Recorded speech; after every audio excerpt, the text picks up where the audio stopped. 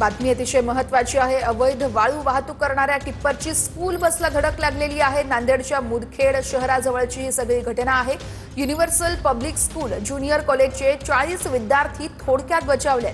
टिप्परच्या धडकेमध्ये school बसच्या काचा फुटल्याचं कळतंय। नांदेडच्या मुदखेडमध्ये अवैध वाळू उपसा प्रकरण त्यामुळे आता ऐरणीवर आल्याचं बोललं जातंय।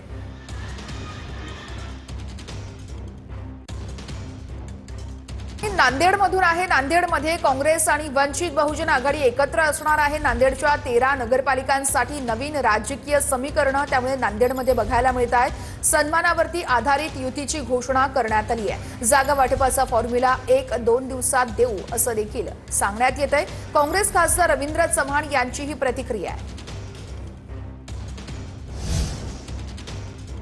नगरपालिका आणि नगरपरिषदेच्या ज्या निवडणुका त्यामध्ये काँग्रेस आणि वंचित बहुजन आघाडी दोन्ही संयुक्त आघाडी म्हणून या ठिकाणी निवडणुकीला सामोरे जाणार। आणि आताच फारुख भाईंनी इथं सांगितलं समसमान सन्मान या अटीवर या ठिकाणी आघाडी काँग्रेस आणि वंचितची होत आहे।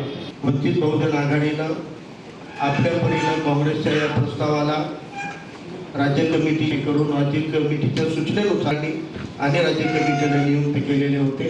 त्यांच्या माध्यमातून वाटाघाटी झाल्या आणि समसमान आधारावर आपण या नगर परिषदेच्या निवडणुकीला सामोरे जाण्याची प्रक्रिया होईल आणि समसमान सन्मानाच्या आधारावर त्याही निवडणुका आम्ही सोबत लढायच्या आहेत अशी दोघांकडून इच्छा आहे।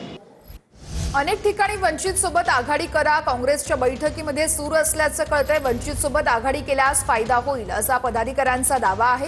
काही ठिकाणी मविया तर काही ठिकाणी वंचित सोबत चला असा प्रस्ताव देखील बैठकीत मांडल्याचं कळतंय। काँग्रेसच्या पार्लमेंटरी कमिटीची मुंबईत बैठक सुरू आहे आणि याच बैठकीमध्ये पदाधिकाऱ्यांचा हा सूर आहे। अनेक ठिकाणी वंचित सोबत आघाडी करा असा सूर या पदाधिकाऱ्यांचा आहे। मुंबईतील बैठकीला काँग्रेसचे सर्व वरिष्ठ नेते उपस्थित असल्याचंही कळतंय।